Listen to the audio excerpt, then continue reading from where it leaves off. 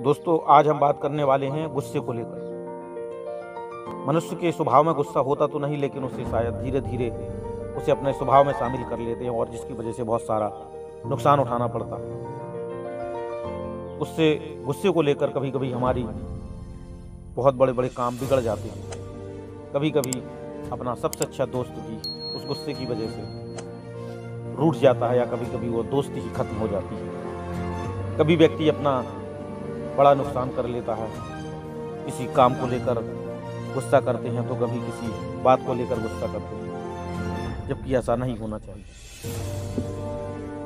गुस्सा आना सुनने में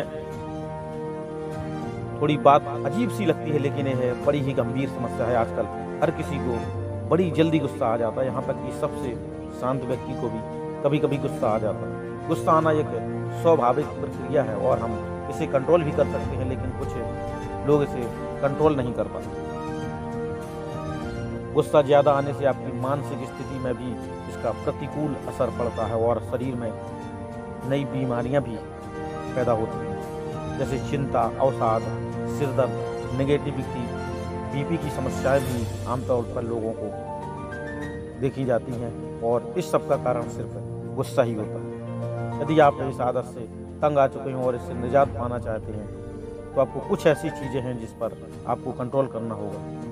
जिस भी पल आपको गुस्सा आए, अपनी आंखें बंद करके थोड़ी देर गहरी सांस ले आओ।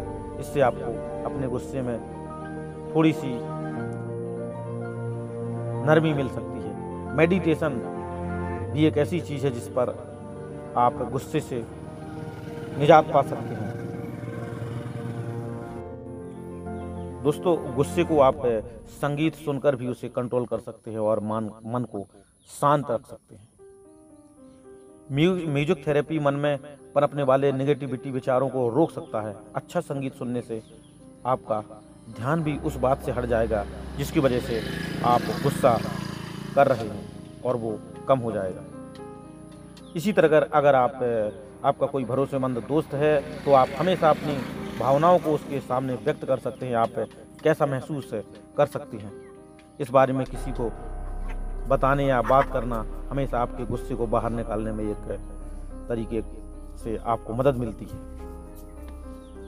दोस्तों, जब आपका दिमाग परेशान करने वाले विचारों से भर जाता है और आप कुछ नहीं कर सकते तो संभावना है कि आप बहुत क्रोधित होंगे। ऐसे में आप शब्दों में सुकून ढूंढ सकते हैं। रिलैक्स, टेक इट इजी और यू विल बी ओके जैसे शब्द आप यूज कर सकते हैं और अपने आप को मोटिवेट कर सकते हैं। यदि आप किसी से अभी व्यक्तिगत रूप से या किसी कॉल पर झगड़ा हुआ है तो यह जरूरी है कि आप अकेले रहने के लिए कुछ समय निकालें। एक शांत कमरे में सोएं और लोगों के आसपास रहने से कुछ समय के लिए बचें। इससे आपको वह शांति मिलेगी जिसकी आपको आवश्यकता है और इसके बारे में सोचने का आपके पास समय भी होगा।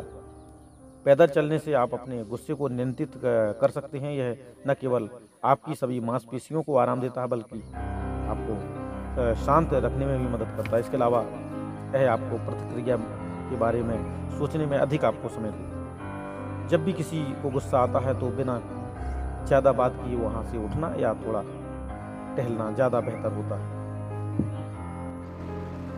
दोस्तों, आजकल की भागती दौड़ती जिंदगी में हर कोई प्रेशर में जीने को मजबूर है। यह हमारे शारीरिक ही नहीं मानसिक स्वास्थ्य के लिए बहुत ही हानिकारक है। इस कारण कई बार हम बहुत चिड़चिड़े हो जाते हैं और छोटी छोटी बातों पर एक दूसरे पर गुस्सा करने लगते हैं। कई बार हम किसी को ऐसी बातें बोल देते हैं जिससे उसको बहुत ज़्यादा दुख पहुंचता है। क्या आपने भी किसी को कभी कड़वी बातों से दिल दुखाया है? अगर हाँ, तो आपको रुक जाना चाहिए। इन सब चीज़ों को लेकर कभी भी दूसरे पर बेवजह गुस्सा नहीं करना चाहिए। इसे आप कंट्रोल कर सकते हैं और गुस्से से कभी किसी भी समस्या का दोस्तों हल नहीं निकलता। गुस्से से बने बनाए दोस्तों काम इंसान बिगाड़ लेता है। किसी भी समस्या का समाधान गुस्सा तो है ही नहीं। शांत रहिए, ज़्यादा गुस्सा आए एकांत में रहिए और फिर फील कीजिए, सोचिए आखिर गुस्से की वजह क्या है और कोशिश कीजिए उसे खत्म करने की। दोस्तों, जो चैनल पर नए हों चैनल को सब्सक्राइब कर लें। मिलते हैं अगले वीडियो के साथ, तब तक अलविदा।